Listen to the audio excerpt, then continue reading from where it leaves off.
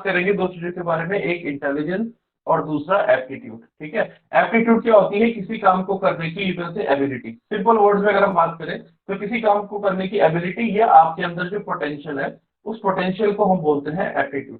Intelligence दूसरी चीज होती है। इंटेलिजेंस होती है एक होलिस्टिक चीज बोल सकता है उसे। इसमें बहुत सारी चीजें होती हैं, इसमें एडेप्टेशन भी आता है। एडेप्टेशन के साथ साथ आप किस चीज को, लर्निंग आपकी कितनी अच्छी है, लर्निंग के साथ साथ आपका रिटेंशन कितना अच्छा है, ये सारी की सारी चीजें जो होती है इसमें आती है, राइट। तो आज हम इन दोनों चीजों के बारे में बात करेंगे, और इन दोनों चीजों को इफेक्ट करने वाला भी बहुत बड़ा फैक्टर होता है इंडिविजुअल डिफरेंस।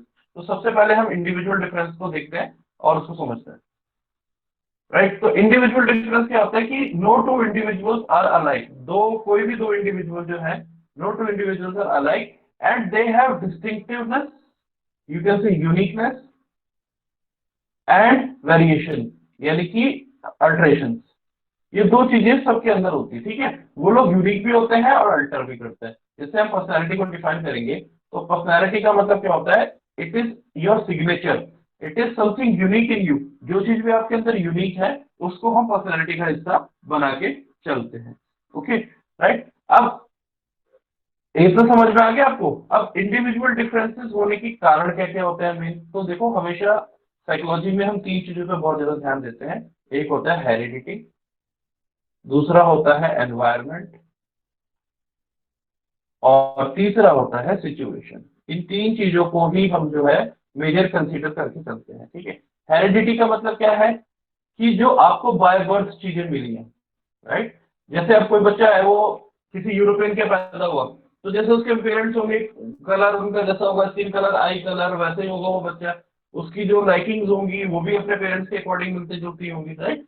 उसी तरह से क्या है एनवायरनमेंट। बट उसी बच्चे को अगर आप इंडिया में ले आओ और इंडिया के कल्चर में आप उसे रखो, तो उसकी जो प्रेफरेंसेस होंगी ना, या उसकी जो पर्सनैलिटी में चेंजेस होंगे, वो सारे के सारे इंडिया के अकॉर्डिंग चेंजेस आने लगेंगे। एंड तीसरी चीज होती है बेटा सिचुएशन। सिचुएशन यानी कि परिस्थितियां। अब जैसे मान लो दो बच्चे हैं, आपने पुरानी फिल्में देखी होंगी कि दो जुड़वा भाई होते हैं। एक जुड़वा भाई जो होता है वो तो दो बिछड़ जाते हैं दोनों, ठीक है। तो एक को एक पुलिस वाला पालता है और एक को जो है गुंडा पालता है, ठीक है। तो वो क्या होता है, जो पुलिस वाला होता है वो क्योंकि शुरू से ऐसा माहौल देखता है तो वो बड़ा होके सब इंस्पेक्टर बन जाता है, और जो गुंडा होता है ये भाई बन जाता है, वसूली करने लगता है ये, ठीक है। तो ऐसा क्यों हुआ? ऐसा इसीलिए हुआ क्योंकि एनवायरनमेंट और सिचुएशन जो थे उन्होंने ऐसी जगह उनको भेज दिया जहां से उन लोगों की जो पर्सनैलिटी थी सेम होने के बावजूद, हो सकता है उनका इंटेलिजेंस लेवल भी सेम हो, बहुत सारी चीजें सेम हो, बट उनके जो अपब्रिंगिंग है, जो परवरिश है, वो अलग अलग जगह होने के कारण उन्होंने दोनों अलग अलग प्रोफेशन लिए और उनकी पर्सनैलिटी में भी प्रॉपर चेंजेस आए। तो ये हमें समझना होगा कि किस तरीके से इंडिविजुअल डिफरेंसेस होते हैं और वो किस कारण से होते हैं। तो अब इसको इंडिविजुअल डिफरेंस को एक्सप्लेन करने के लिए दो अप्रोचेस दी गई है मेनली। पहली है ट्रेट अप्रोच। ट्रेट अप्रोच कहती है कि हमारे अंदर कुछ इनहेरेंट ट्रेट्स होते हैं, उन ट्रेट्स को हम फॉलो करते हैं। फॉर एग्जांपल ये जो है मेनली एनिमल्स को ऑब्जर्व करके ये चीज पाएंगे।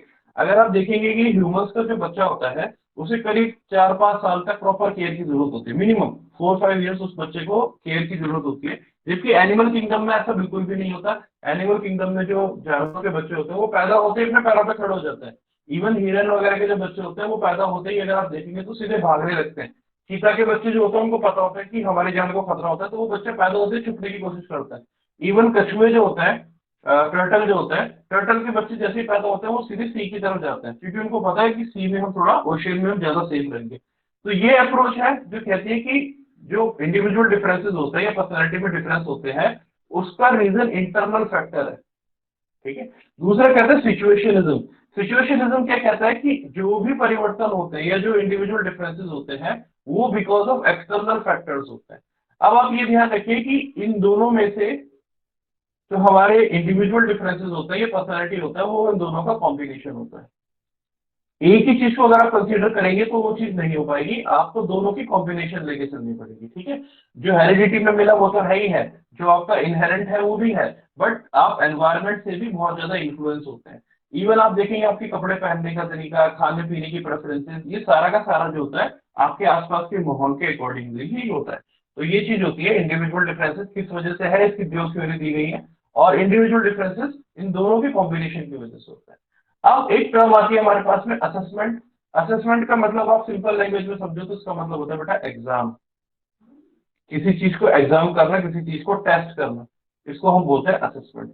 अब असेसमेंट हम साइकोलॉजी में क्यों करते हैं, ये बहुत इंपॉर्टेंट है, क्योंकि इसका पहला रीजन होता है we can predict future behaviour.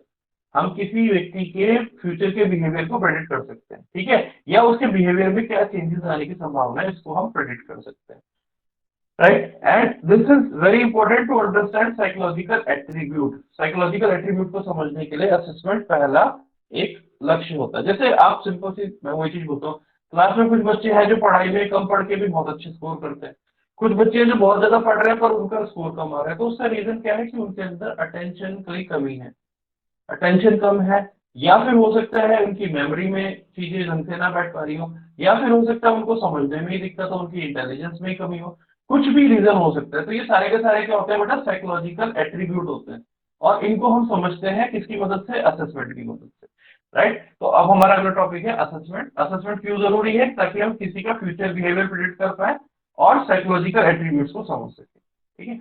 Assessment बेटा दो तरीके के होते हैं, एक होता है फॉर्मल असेसमेंट, फॉर्मल असेसमेंट, और दूसरा होता है इनफॉर्मल, ये थोड़ा स्पेलिंग गलत है, इनफॉर्मल, इनफॉर्मल असेसमेंट।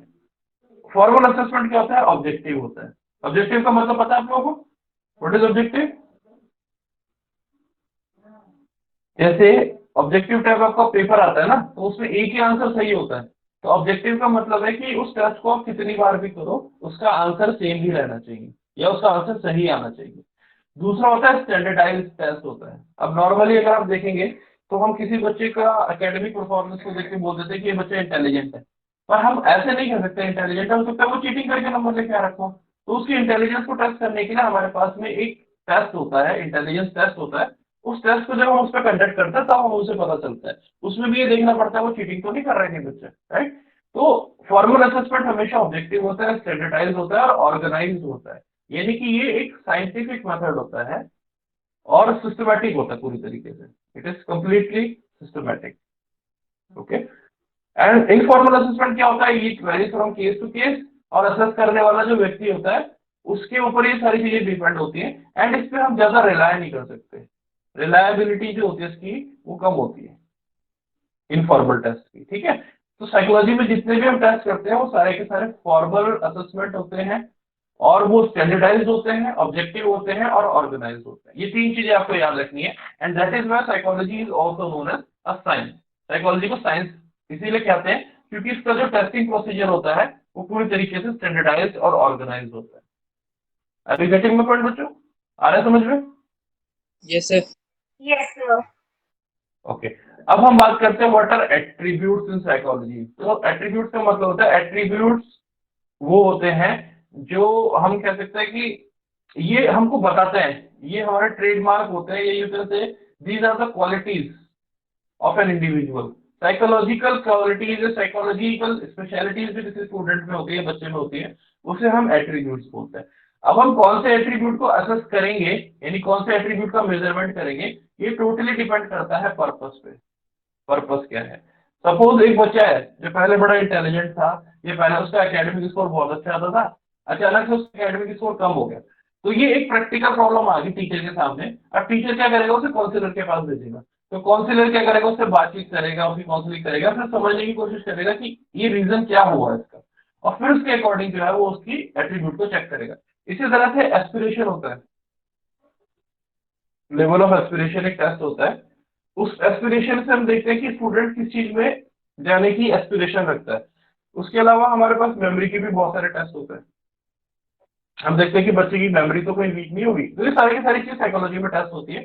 सबसे ज्यादा जो टेस्ट होता है वो मेमोरी और इंटेलिजेंस का ही होता है। इसके अलावा फ्यूचर में बच्चा क्या करना चाहेगा, एस्पिरेशन का भी टेस्ट होता है, एंड करियर इन्वेंट्री भी होती है कि बच्चा कौन से करियर के प्रति ज्यादा इंटरेस्टेड है, इस चीज को भी हम चेक करते हैं साइकोलॉजी में with the help of assessment tools और यू कैन से टेस्ट, ठीक है। तो it depends upon the purpose. Improvement of a weak student अगर है तो उसकी इंटेलेक्चुअल स्ट्रेंथ को हम चेक करेंगे, उसकी स्ट्रेंथ और वीकनेस को हम चेक करेंगे, ठीक है, राइट। और उसको मेजर हमने करना है साइंटिफिक प्रोसीजर से, ऐसे नहीं कि हमने ऐसे ऑब्जर्व करा उसको और हमने बोल दिया कि हाँ जी आप इंटेलिजेंट हो या आप कम इंटेलिजेंट हो। हम उसको मेजर करने का पूरा हमारा तरीका जो होगा that will be scientific, organised and standardised. ये तीन चीजें तो याद ही रखना, साइंटिफिक, ऑर्गेनाइज्ड, स्टैंडर्डाइज्ड, ठीक है। अब क्या होता है, कुछ साइकोलॉजिकल एट्रीब्यूट्स को हम समझ लेते हैं। सबसे पहला होता है बेटा इंटेलिजेंस। इंटेलिजेंस क्या होता है? It is a global capacity to understand the world, दुनिया को समझना। थिंक रैशनली, रैशनली को आप बोल सकते हो लॉजिकली, चीजों को लॉजिकली समझ, लॉजिक के हिसाब से समझना। And use available resources effectively, और जो भी संसाधन अवेलेबल है उनको अच्छे से यूज करना, अब आने वाले चैलेंजेस को फेस करने के लिए। तो ये इंटेलिजेंस की कैपेबिलिटी होती है, ठीक है। इसमें डिफरेंट टाइप के टेस्ट होते हैं, और उनका फायदा हमें कहाँ मिलता है? उनका फायदा हमें देखते हैं कि किसी की कॉग्निटिव कॉम्पिटेंस को देखने के लिए। कॉग्निटिव कॉम्पिटेंस का मतलब आप समझ सकते हो उसके, कि वो चीजों को कितना अच्छे से लर्न कर सकता है, रिटेंशन उसकी अच्छी, मेमोरी उसकी कितनी अच्छी है, ये सारी की सारी चीजें इसमें टेस्ट हो जाती है। दैट इज राइट, ये सारी चीजों की। अब आ गया एप्टीट्यूड। एप्टीट्यूड मैंने आपको शुरू में बताया था, पोटेंशियल होता है ये फॉर एक्वायरिंग स्किल, यानी किसी बंदे में कितनी काबिलियत है किसी चीज को करने की, या उससे रिलेटेड स्किल्स को एक्वायर करने की, ये होता है एप्टीट्यूड। और इससे हमें पता चलता है कि कोई स्टूडेंट कौन से सब्जेक्ट में अच्छा परफॉर्म कर सकता है, ठीक है। और एनवायरनमेंट को किस तरह से प्लान करें उसकी ट्रेनिंग के लिए। हमारे पास एक इंपॉर्टेंट सब्जेक्ट होता है एजुकेशनल साइकोलॉजी। एजुकेशनल साइकोलॉजी में हम यही चीजों को स्टडी करते हैं कि हम टीचिंग लर्निंग प्रोसेस को कैसे बेहतर बनाएं, और कैसे स्टूडेंट्स के लिए इजी बना दे किसी भी चीज को सीखना, और फिर उसको अपनी लाइफ में अप्लाई करना। अगला टॉपिक है हमारे पास में इंटरेस्ट। इंटरेस्ट आपको पता ही है, जब किसी चीज को करने में व्यक्ति का इंटरेस्ट होता है तो उसे फटीग नहीं महसूस होता, थकान महसूस नहीं होती, वो उस काम को कई कई घंटों तक करता रहता है। जैसे किसी की हॉबी रीडिंग है, तो वो कई कई घंटों तक रीडिंग करेगा, उसको कोई भी प्रॉब्लम नहीं आएगी। बट जिसको हॉबी नहीं है रीडिंग की, जिसको इंटरेस्ट नहीं है रीडिंग में, वो नहीं करेगा। अब इसमें भी डिपेंड करते हैं कि रीडिंग में आप क्या रीड कर रहे हो। जैसे बचपन में हम लोग के टाइम पे तो चंपक वगैरह बहुत कॉमिक्स आती थी, है ना, डोगा और चाचा चौधरी, इन तरह की कॉमिक आती थी। तो हम सब्जेक्ट की किताबें ना पढ़े, पर ये कॉमिक पढ़ने में बड़ा मजा आता था, कई कई घंटे बिता देते थे।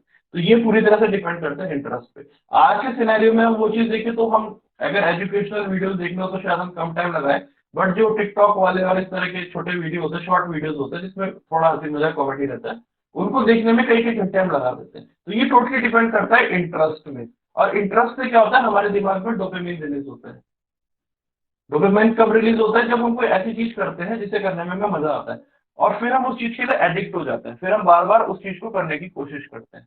समझ रहे हो बच्चों आप लोग? तो इंटरेस्ट इस तरीके से काम करता है कि जब हमें किसी चीज में इंटरेस्ट है तो फिर हम उसे करते हैं, उसे करने से हमारे को अच्छा लगता है, हमारे दिमाग में डोपामिन नाम का हार्मोन रिलीज होता है, और हम उस चीज को बार बार करना चाहते हैं। Are you getting my point बच्चों? क्लियर हो रहा है? Yes sir. Yes, sir. ठीक है। अब हम बात करेंगे पर्सनैलिटी क्या होता है। Personality is you can say it is something which make a person distinct from others। ये एक इंडिविजुअल को उसका स्पेसिफिक जो होता है टैगलाइन देता है, वो बताता है कि वो बाकी लोगों से किस तरीके से डिफरेंस है। एंड वैल्यूज, ये इथोस जिसे होता है, एथिक्स, ये होते हैं beliefs about an ideal mode of behaviour, कि क्या करना चाहिए क्या नहीं करना चाहिए, जिसे बोलते हैं संस्कार, है ना, ये वो चीज होते हैं। तो इन सबको हम स्टडी करके किसी पर्सन की पर्सनैलिटी के बारे में समझ सकते हैं, और उसके बिहेवियर में चेंज ला सकते हैं जो हमारे लिए बेनिफिशियल हो और उसके लिए भी, ठीक है। अब हम इसमें एक चीज और पढ़ते हैं कि इन चीजों को असेस करने का हमारे पास तरीका क्या है। Right, let's see what are the methods by which we will be able to understand them. सबसे पहला जो तरीका होता है वो होता है साइकोलॉजिकल टेस्ट, ठीक है। अगेन, ये साइकोलॉजिकल टेस्ट साइंटिफिक होते हैं, स्टैंडर्डाइज्ड होते हैं, और पूरी तरीके से सिस्टमैटिक होते हैं। इसके साथ साथ मैंने कल दो चीजें और तीन चीजें और बताई थी, वैलिडिटी, रिलायबिलिटी, ठीक है, एंड ऑब्जेक्टिविटी। कोई भी टेस्ट अगर उसका ये तीनों स्केल हाई होंगे तभी हम उसको यूज करेंगे, अदरवाइज हम उसको यूज नहीं करेंगे। ऑब्जेक्टिविटी का मतलब है जिसको चीज को मेजर कर रहा है उसका रिजल्ट हमेशा सेम आना चाहिए। रिलायबिलिटी यानी कि जो टेस्ट है उसके ऊपर कितना हम विश्वास कर सकते हैं कि कितनी बार वो सही रिजल्ट देता है। और वैलिडिटी मतलब जिस चीज को मेजर करना चाह रहा है क्या उसी को वो मेजर कर रहा है। ये तीन चीजें आप अगर ग्रेजुएशन में भी साइकोलॉजी लेंगे तो ये तीनों चीजें चलती हैं। और जो वाइवा होता है तो ज्यादा टीचर्स यही चीजें पूछते हैं।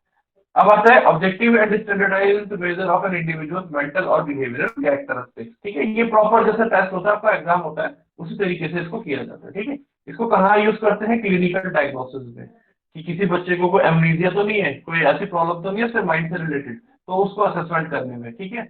गाइडेंस एंड पर्सनल सिलेक्शन, ये आपका इसका यूज तभी भी किया जाता है, जैसे सबसे पहले जो इंटेलिजेंस टेस्टिंग शुरू होती है उसमें एक क्रांति आती है वर्ल्ड वॉर सेकंड के टाइम पे, क्योंकि वर्ल्ड वॉर सेकंड या वर्ल्ड वॉर फर्स्ट में क्या था, हमको बहुत सारे ऐसे सोल्जर्स चाहिए थे जिनका इंटेलिजेंस लेवल अच्छा हो। अब जो ज्यादा अच्छे हैं उनको मशीनों में लगा देंगे, जो अच्छे नहीं है उनको हम उसमें भेज देंगे, जीडी में भेज देंगे। तो उनको कैटेगराइज करने के लिए उनका इंटेलिजेंस टेस्ट होना शुरू हुआ, ठीक है। और ये टेस्ट जो होते हैं रिटर्न होते हैं, ज्यादातर रिटर्न होते हैं, और फिर इनका एक आंसर की होती है, उसे देख के असेसमेंट किया जाता है। सेकेंड थिंग इज इंटरव्यू, ठीक है। इंटरव्यू में हम क्या करते हैं, 1-to-1 इंफॉर्मेशन लेते हैं, ठीक है। 1-to-1 इनसे हम इंफॉर्मेशन कलेक्ट करते हैं, और इंफॉर्मेशन कलेक्ट करके उसका असेस करके हम इनका रिजल्ट उनको बताते हैं, उनको निकालने की कोशिश करते हैं। तीसरा चीज आती है केस स्टडी। केस स्टडी आपको पता है, कुछ कोई बताना चाहेगा इसके बारे में कुछ, what is case study, anyone, नाम सुना है इसके बारे में? वो मूवी तो देखी होगी आपने, गजनी। केस स्टडी का मतलब होता है जब हम बहुत इन डेप्थ स्टडी करते हैं किसी एक इंडिविजुअल पे, किसी एक इंडिविजुअल को पूरी तरीके से जानने की जब हम कोशिश करते हैं, उसकी स्टडी करते हैं, तो हम उसको केस स्टडी बोलते हैं, ठीक है। It is in depth study of an individual in terms of his psychological attributes, उसके सभी साइकोलॉजिकल एट्रीब्यूट्स को हम स्टडी करते हैं, और इसका ज्यादातर यूज होता है क्लिनिकल साइकोलॉजिस्ट के द्वारा किसी एक स्पेसिफिक पेशेंट को स्टडी करने के लिए। Next thing is observation.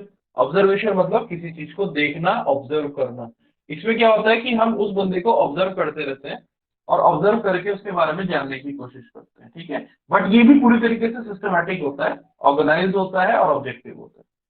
ऐसा नहीं कि हम बस खाली देख रहे हैं, हमें पूरा चीजें पता होना चाहिए, हम कैसे देखेंगे, देखो उसका मेथड क्लियर होना चाहिए, किस तरीके से देखेंगे, कौन कौन से एट्रीब्यूट्स को हम कंसीडर करेंगे, ये सारी की सारी चीजें हम इसमें देख के करते हैं। Last is self report. Self report में क्या करते हैं, हम पार्टिसिपेंट या पेशेंट को बोलते हैं कि जो वो महसूस कर रहा है उसके बारे में खुद ही लिखे। इसका एक बहुत अच्छा एग्जांपल आपने देखा होगा कि लोग पहले डायरी बहुत लिखते थे, डायरी में अपने जो विचार है उनको लिखते थे, तो उसके थॉट्स को स्टडी करने का ये बहुत इंपॉर्टेंट तरीका होता है, और उससे हमें पता चल जाता है कि उसके दिमाग में एक्चुअली चल क्या रहा है, राइट। तो ये मेथड्स होते हैं साइकोलॉजिकल एट्रीब्यूट्स को मेजर करने के। आई होप क्लियर होंगे ये सारे। Yes sir. ठीक है, अब हम आते हैं सबसे पहले इंटेलिजेंस की डेफिनेशन के बारे में, और ये डेफिनेशन अगर आप ढंग से समझ गए तो फिर आपका सारा का सारा काम इजीली हो जाएगा, राइट।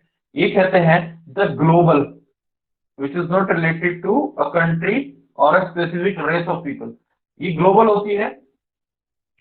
थिंक रैशनली, यानी कि अगर कोई व्यक्ति चीजों को लॉजिकली करे या लॉजिकली समझ पाए तो ही उसको इंटेलिजेंट माना जाएगा। एक्ट पर्पसफुली, यानी कि वो अपना वेस्ट नहीं कर रहा है, वो जो भी एक्शन कर रहा है उसके पीछे उसका कोई ऑब्जेक्टिव है, वो बिना कारण के कोई चीज नहीं कर रहा है, किसी ऑब्जेक्टिव के साथ वो चीजों को अंजाम दे रहा है। And to deal effectively with his और हर एनवायरमेंट, और यू कैन से ही और she can easily adapt. Adaptation इसमें बहुत इंपॉर्टेंट है, according to the situation, according to the environment. तो अगर कोई व्यक्ति ये सारी की सारी चीजें कर लेता है तो हम उसको हाईली इंटेलिजेंट बोल सकते हैं, और अगर वो इन सब चीजों को करने में फेल हो जाता है तो हम उसको इंटेलिजेंट नहीं मानते। एक जनरल सा परसेप्शन ये होता है, ठीक है। अब हम इसको अगर इसकी फंक्शनैलिटी के बारे में समझें तो इसमें सबसे इंपॉर्टेंट है adaptation to the environment, according to the situation, according to the environment, जो इजीली अडेप्ट करने में हमको हेल्प करती है, उसी कैपेबिलिटी को हम बोलते हैं इंटेलिजेंस। ये आप समझेंगे, ठीक है। और इंटेलिजेंस टेस्ट जो होता है वो सबसे ज्यादा यूज होता है किसका, वेस्टलर का, ठीक है। वेस्टलर का जो इंटेलिजेंस टेस्ट है इसका बहुत ज्यादा यूज किया जाता है। तो ये इंटेलिजेंस के बारे में एक कंप्लीट डेफिनेशन है, अगर डेफिनेशन एग्जाम में है तो आप ये लिख सकते हैं, अच्छी डेफिनेशन है, कंप्लीट है। अब यहाँ पे दो अप्रोच आती है इंटेलिजेंस के बारे में, दो अप्रोच आती है इंटेलिजेंस को एक्सप्लेन करने की जब कोशिश की गई साइकोलॉजिस्ट के द्वारा, तो मेनली उसमें दो एप्लीकेशन अप्रोचेस आती है, उसके बारे में हम बताते हैं। An intelligent individual not only adapts the environment but also actively modifies and shapes it। अब अभी तक तो हमने एक चीज देखी कि वो एनवायरमेंट के हिसाब से अडेप्ट कर रहा है, पर अगर आप रियलिटी में ह्यूमंस को देखेंगे तो they are able to change, manipulate the environment according to their needs. अपनी नीड के अकॉर्डिंग वो एनवायरमेंट को चेंज करते हैं। ये बात कही थी गार्डनर एंड स्टनबर्ग ने, ठीक है, राइट। अब हम देखते हैं कि किस तरीके से हम इसको स्टडी करते हैं इंटेलिजेंस को। तो इंटेलिजेंस को स्टडी करने के दो तरीके हैं। एक है हमारे पास में साइकोमेट्रिक अप्रोच, पहला हमारे पास है साइकोमेट्रिक अप्रोच, ये साइकोमेट्रिक अप्रोच, और दूसरा है इंफॉर्मेशन प्रोसेसिंग अप्रोच। तो साइकोमेट्रिक अप्रोच में हम क्या चीज देखते हैं, हम इसमें एबिलिटीज की स्टडी करते हैं कि ये जो होता है एक सम टोटल ऑफ एबिलिटीज होता है, और उन एबिलिटीज को हम समझने की कोशिश करते हैं।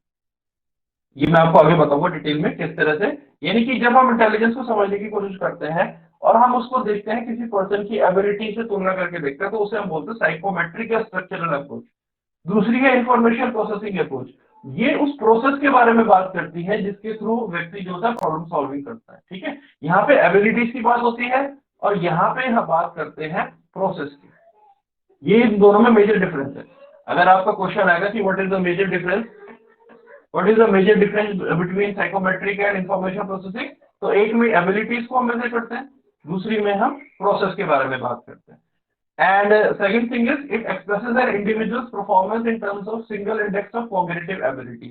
ये उसकी बौद्धिक क्षमताओं के बारे में बात करता है, यानी कि कॉग्निटिव मतलब मानसिक, यानी रिलेटेड टू माइंड या रिलेटेड टू नॉलेज, राइट। और इसमें क्या होता है, focuses on how an intelligent person acts, ये किसके बारे में बात करता है, एक्शन, राइट, यानी कि ये उसके बिहेवियर के बारे में बात करता है, बिहेवियर के बारे में बात करता है। And as you know psychology is the study of human और एनिमल बिहेवियर, राइट। इतना समझ में आ गया आपको बच्चों?